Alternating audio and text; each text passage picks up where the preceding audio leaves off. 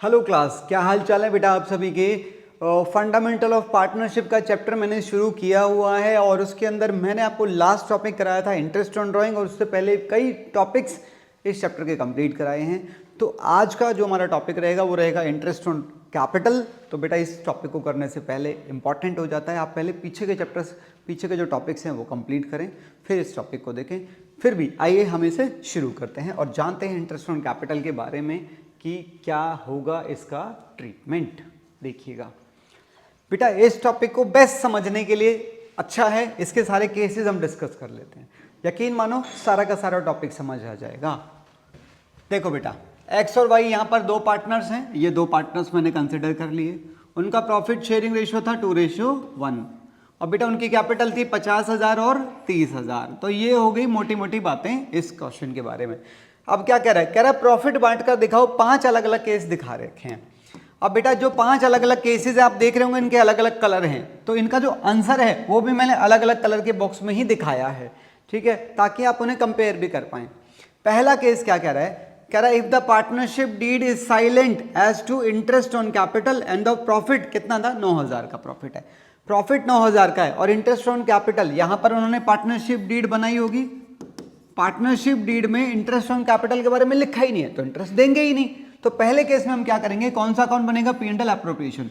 तो प्रॉफिट को सीधा उनके रेशो में बांट दिया जाएगा, इंटरेस्ट नहीं दिया जाएगा as per case number 1। I hope clear होगा। आइए जरा दूसरे केस में आइए। कह रहा है पार्टनरशिप डीड में इंटरेस्ट ऑन कैपिटल लिखा था 6% और प्रॉफिट 6,000 हुआ है, तो देना तो पड़ेगा। तो अब हम क्या करेंगे, पर यहां पर आप देख रहे हैं बेटा प्रॉफिट नहीं हुआ, सॉरी यहां पर लॉस हुआ है। अब क्योंकि लॉस हुआ है तो इंटरेस्ट बेशक आपकी डीड में लिखा हो, लॉस के केस में इंटरेस्ट ऑन कैपिटल नहीं दिया जाता है, तो जो लॉस है वो बेटा प्रॉफिट एंड लॉस अकाउंट के अंदर ही रहेगा। लॉस को यहां लिखेंगे और सीधा लॉस को पार्टनर्स के रेशियो में डिस्ट्रीब्यूट कर दिया जाएगा। आगे जाने की जरूरत नहीं है, नीचे P&L एप्रोप्रिएशन नहीं बनेगा। अगला केस कह रहा है इंटरेस्ट ऑन कैपिटल 6% है और प्रॉफिट हो गया है 9,000 का, तो इंटरेस्ट देना पड़ेगा क्योंकि लिखा भी है, डीड के अंदर लिखा भी है, प्रॉफिट भी हुआ है। तो सारा प्रॉफिट लिखूंगा, इंटरेस्ट पूरा दूंगा मैं, कितना, 6%। किसका, इनकी कैपिटल्स का इंटरेस्ट दे दिया। जो प्रॉफिट बच गया उसे इनके रेशियो में डिस्ट्रीब्यूट कर दिया जाएगा।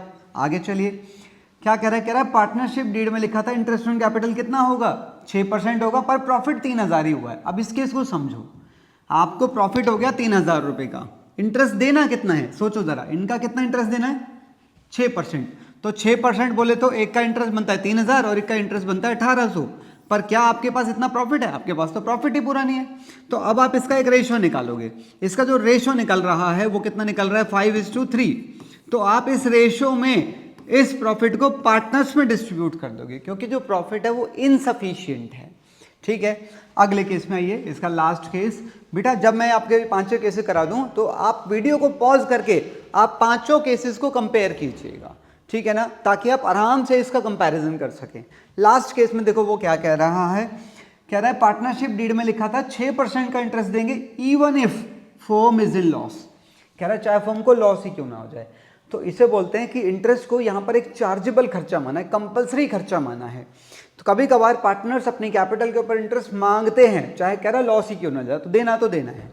और कह रहा है हमें ईयर एंड पे प्रॉफिट सिर्फ कितना हुआ है, 3,000 का प्रॉफिट हुआ है। तो अब हम क्या करेंगे, ऐसा इंटरेस्ट P&L अकाउंट में शो होगा क्योंकि वो चार्जेबल खर्चा बन गया है, एप्रोप्रिएशन में शो नहीं होगा।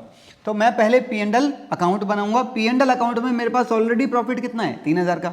अब जब मैं उन्हें इंटरेस्ट पूरा दूंगा, कितना बनेगा इंटरेस्ट, इनकी कैपिटल्स का 6%, तो इंटरेस्ट का टोटल वैल्यू कितनी है, 4,800। अब मेरे पास यहाँ लॉस जनरेट हो गया, हालांकि ये लॉस भी A और B में ही बटेगा पर उनके रेशो में बटेगा।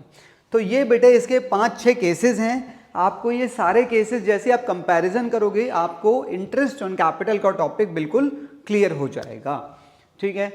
इसे आप एक केस को और देखिए, यहाँ पर क्या कह रहा है, कह रहा है कविता और लीला दो पार्टनर्स है, कैपिटल 6 लाख और 4 लाख है। कैपिटल 6, यहाँ पर मैंने चीजें लिखी हुई हैं, ठीक है। इंटरेस्ट ऑन कैपिटल कितना डिसाइड हुआ, 8%, पर उसे क्या माना गया बेटा, यहाँ पर चार्ज माना गया है। कह रहा है अगर हमें प्रॉफिट हो जाए, लॉस हो जाए, कम हो जाए, कुछ भी हो जाए, कुछ भी हो जाए, इंटरेस्ट तीनों केसेस में प्रॉफिट एंड लॉस अकाउंट के शो अंदर यहां पर शो होगा इंटरेस्ट ऑन कैपिटल। तीनों केसेस के अंदर interest on capital profit and loss account के अंदर रहेगा क्योंकि उसे क्या माना गया है, चार्ज माना गया है।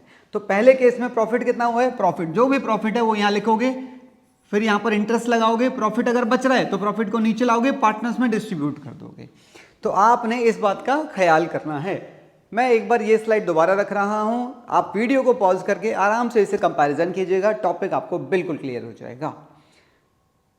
ठीक है बेटा, मैं सामने आ जाता हूं। तो बस ये आपका एक छोटा सा टॉपिक था, इंटरेस्ट ऑन कैपिटल। अगले टॉपिक में हम लोग फिर मिलेंगे। वीडियो पसंद आई हो तो लाइक, शेयर और सब्सक्राइब कीजिएगा ताकि मैं मोटिवेटेड रहूं और अगला वीडियो आपके लिए तुरंत लेकर आऊं।